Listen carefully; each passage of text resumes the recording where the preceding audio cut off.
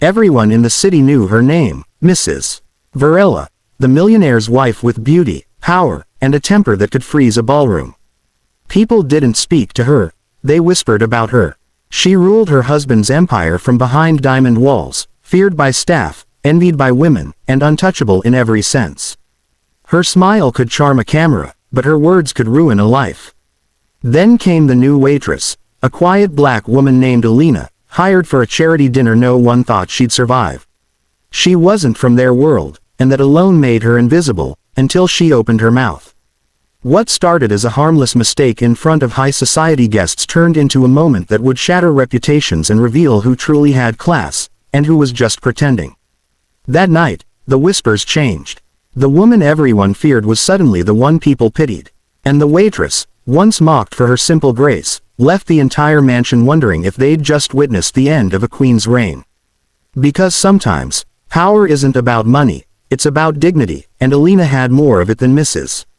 Varela ever would. Power has a strange way of shaping people. For Mrs. Varela, it wasn't just a privilege, it was her identity, her armor, her way of commanding every room she entered.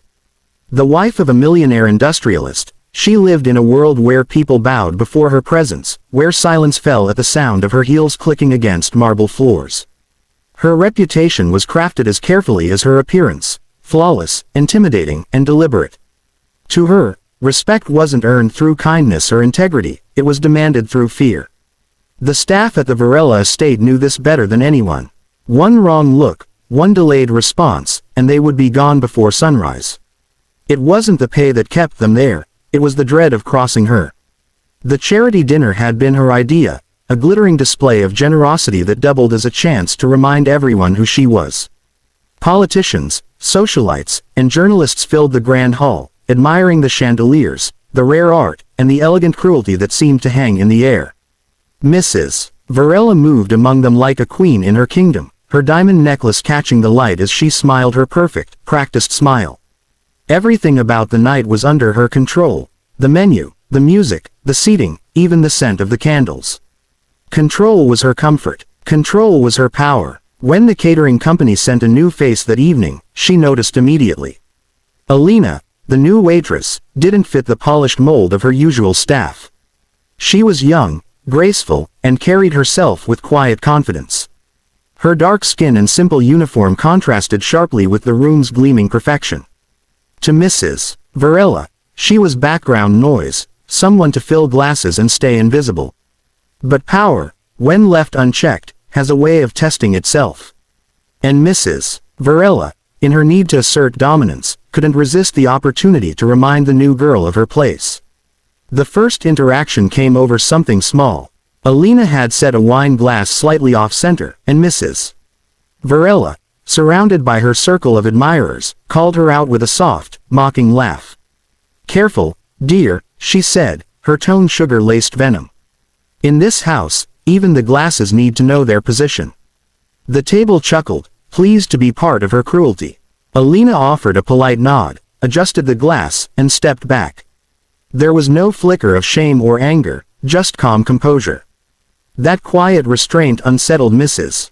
Varela more than she'd admit. Throughout the evening, Alina continued her duties with steady grace. She didn't rush, didn't tremble, and never once let Mrs. Varela's barbed remarks draw blood. Power, real power, doesn't shout. It's silent, steady, and impossible to shake, and Alina carried that unknowingly. Her calm presence became a mirror, reflecting back the insecurity beneath Mrs. Varela's arrogance. For the first time in a long while, the woman who ruled by fear found herself being measured by someone who wasn't afraid. Guests began to notice. Some whispered about the new waitress who didn't flinch under Mrs. Varela's scrutiny. Others watched with curiosity, sensing an unspoken tension between the two women. Mrs. Varela, usually feeding off attention, began to feel it turning in a way she didn't control. Each interaction became a test of power, a subtle exchange of dominance that no one could name but everyone could feel. The more Mrs. Varela tried to reassert control, through sarcasm, condescension, or cold commands, the more effortless Alina seemed. It was as if the hierarchy she'd built was quietly unraveling before her, undone not by rebellion, but by dignity. When one of the guests accidentally complimented Alina, praising her professionalism and calm demeanor, Mrs. Varella's carefully painted smile faltered for the briefest moment. She laughed it off, of course, making a joke about the importance of training the help well, but inside, something twisted. Power was supposed to attract admiration, not envy. But as eyes lingered on Alina's quiet confidence, Mrs. Varela realized that admiration could exist outside her control, and that terrified her. Power, when defined by control, is fragile. It depends on others accepting the illusion. Mrs. Varela's life had been built on that illusion, that she was above everyone, that her beauty and wealth placed her beyond question. But power built on fear is always temporary. Alina's humility, on the other hand, was unshakable because it wasn't performative. It came from something deeper: self-respect, empathy, and the quiet certainty of someone who doesn't need to prove their worth. Each time she was tested, she responded not with defiance, but with grace. And that grace began to expose the hollowness of Mrs. Varela's authority. As the night went on, Alina's calm strength began to command its own quiet power in the room. Guests who once followed Mrs. Varela's lead found themselves watching the young waitress instead, her movements, her kindness, her professionalism. Even small gestures, like helping an elderly guest steady a drink or politely diffusing a waiter's mistake, drew genuine appreciation. It was the kind of attention Mrs. Varela could never buy, and she felt it slipping away from her like sand through her jeweled fingers. By the time dessert was served, the air had changed. The guests laughed more freely, conversations no longer orbiting around Mrs. Varela. For someone who thrived on being the center of every social constellation, the shift was unbearable. Her words grew sharper, her laughter a little louder, as she tried to reclaim the spotlight. But the more she tried, the more forced it felt. Power was no longer bending to her will. It was drifting, quietly, invisibly, toward the woman who had no desire to hold it. Behind her poised exterior, Mrs. Varela's mind raced. Who was this woman who could make her feel small without saying a word? For years, fear had been her greatest weapon, and now it was failing her. The realization was almost physical, a tightening in her chest, a flicker of panic she couldn't quite mask. She had built her empire on control, but control meant nothing against someone who refused to play the game. Power meets humility, and humility wins, not by fighting, but by existing in truth.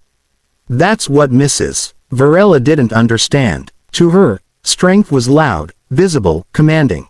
But Alina's strength came from quiet conviction, the kind that doesn't need validation. It was a kind of power money couldn't imitate and fear couldn't suppress. Even as Mrs. Varela continued her act, her perfectly rehearsed elegance began to crack at the edges. Every forced smile, every brittle laugh, every glance toward Alina betrayed the truth she didn't want anyone to see, that she was no longer the most powerful woman in the room. Her kingdom of influence, once so untouchable, was being dismantled not by rebellion or scandal, but by the undeniable presence of simple, honest grace. The fall of a social queen doesn't happen overnight. It begins in moments too small for most people to notice, a flicker of doubt in her own eyes, a whisper in the crowd that doesn't fade when she enters the room. For Mrs. Varela, it began the night of her own triumph, at a dinner meant to celebrate her generosity. The chandeliers glowed, the orchestra hummed softly, and her guests sparkled in gowns and tuxedos that reflected her wealth and taste. Everything was perfect, as always. Until it wasn't. The shift was almost invisible. A careless joke at the wrong time, a tone that felt sharper than elegant, a sense that people were laughing less at her wit and more at her cruelty. The same people who once flattered her now watched her with calculating silence, unsure whether to laugh or stay still. The air that used to vibrate with her dominance felt heavier, less obedient. Mrs. Varela didn't notice it immediately, but she felt it, like perfume fading too soon. Power, she'd always believed, was her birthright. But power built on fear and gossip is fragile, and that night, it began to fracture. Alina's presence had become the quiet heartbeat of the room. She didn't challenge Mrs. Varela openly, but every act of grace was a small rebellion. When Mrs. Varela dropped her napkin and barked for someone to pick it up, Alina didn't rush. She simply approached, smiled gently, and lifted it with calm dignity, as though the command hadn't been rude at all. It wasn't submission, it was composure. That composure embarrassed Mrs. Varela more than defiance ever could. People noticed. The sharp laughter that usually followed Mrs. Varela's remarks didn't come this time. Instead, there was a silence that spoke volumes. That silence grew heavier as the night went on. Guests began exchanging looks, not pitying, but discerning. They were seeing Mrs. Varela clearly for the first time, without the glare of her wealth to blind them. Her beauty, her charm, even her designer dress suddenly seemed like props on a stage. The more she tried to dazzle, the more hollow she appeared. Her carefully curated power was cracking, and beneath it was something smaller: insecurity, desperation, fear of being ordinary. It's strange how the mighty fall not through scandal or betrayal, but through contrast. Against Alina's quiet integrity, Mrs. Varela's grandeur looked exaggerated, performative. Every harsh word she spoke became proof of her emptiness. Every act of kindness from Alina became a reminder of what true grace looked like. Guests who once worshipped her wealth began to see the difference between luxury and class. One could be bought, the other couldn't. And Mrs. Varela was realizing, painfully, that she'd only ever possessed the former. As the evening drew on, Mrs. Varela's attempts to reclaim attention grew clumsy. She spoke louder, interrupted more, even made a few jokes that bordered on mean-spirited. But the laughter she expected didn't return. People smiled politely, then turned their attention elsewhere. That subtle shift, the loss of unspoken obedience, was more humiliating than open criticism. In her own home, at her own event, she was losing control. The final blow didn't come from an outburst, but from a mistake born of arrogance. When Alina accidentally served the wrong dish to a guest at the head table, Mrs. Varela saw her opportunity to restore dominance. She seized it with her usual flair, calling attention to the error with a laugh sharp enough to cut glass. "Well, I suppose not everyone is used to fine dining," she said, glancing at Alina with feigned pity. But instead of laughter, there was a murmur, a collective discomfort. One of the guests, a respected philanthropist, spoke softly. "On the contrary, I think she's handled herself with remarkable grace." The words hit like a slap. The room went quiet. Alina didn't speak, didn't even look at Mrs. Varela. She simply smiled and carried on, her calm unbroken. That was the moment it was over, not just the dinner, but Mrs. Varela's reign as the unchallenged social queen. Power had shifted, invisibly but completely. The very people who once feared her now pitied her. They saw her cruelty not as confidence but as weakness. As the night ended, Mrs.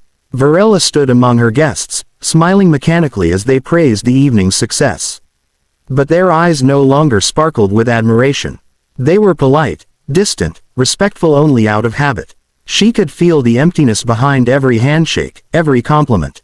Her world, once built on appearances and control, had turned against her, not violently, but quietly, decisively. The queen of high society had fallen, and no one even needed to push.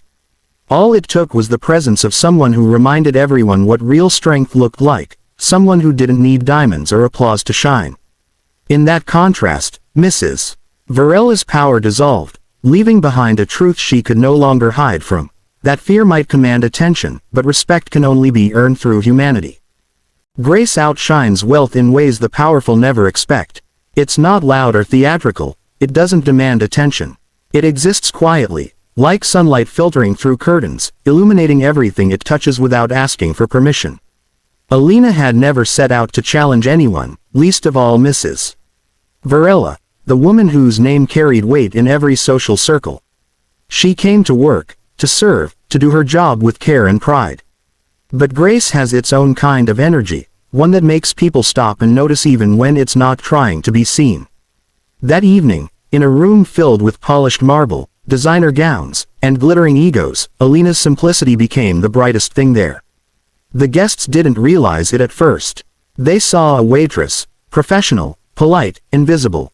But the difference between a servant and a presence became clearer with every passing moment. Alina's voice was soft but confident, her movements precise yet warm. When she spoke, it was with respect that never slipped into submission.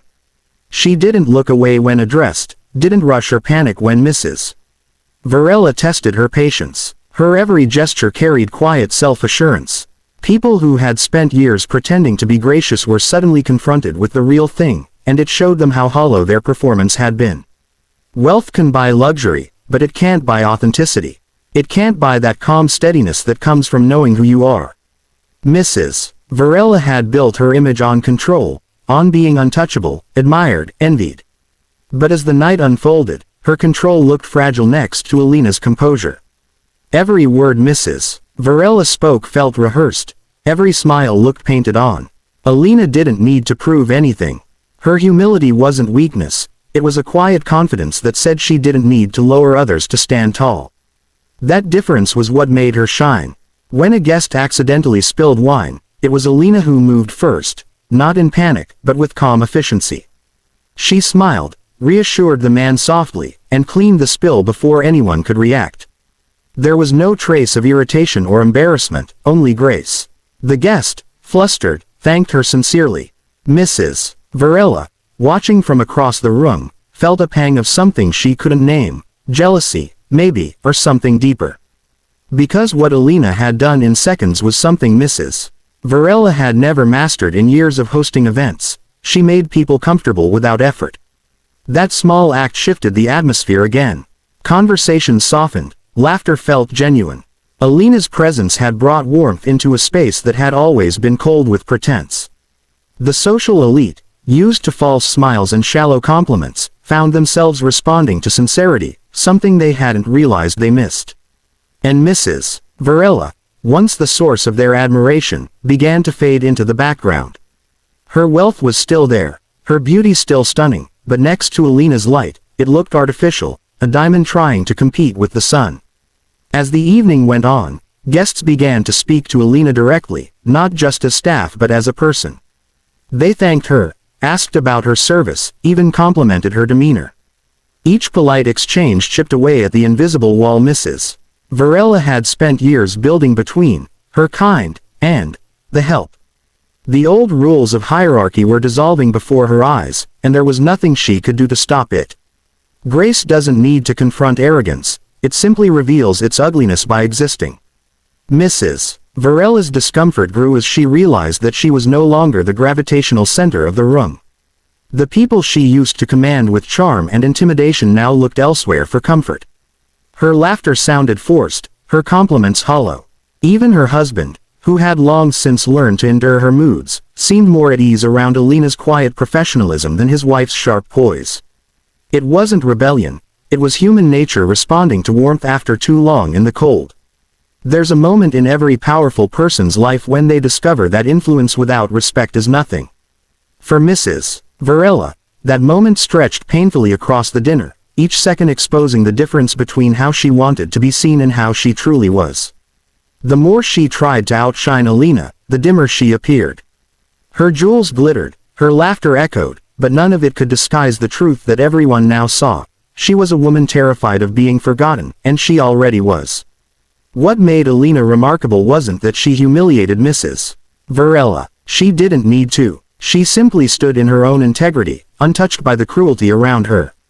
When Mrs. Varela mocked her accent, Alina didn't apologize. She smiled gently and continued her work. When others tried to test her patience, she responded with grace so genuine it made their cruelty look childish.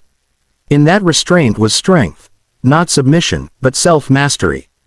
The kind that can't be bought, taught, or taken away. By the end of the night, the difference between them was undeniable. Mrs. Varela had everything money could buy, and none of the things it couldn't. Her guests still said their goodbyes politely, still praised her home and her event, but their eyes held something new, pity. They left remembering Alina's kindness, not her diamonds. They carried home the image of a woman who had nothing to prove and yet proved everything. In that unspoken comparison, grace didn't just outshine wealth, it redefined it.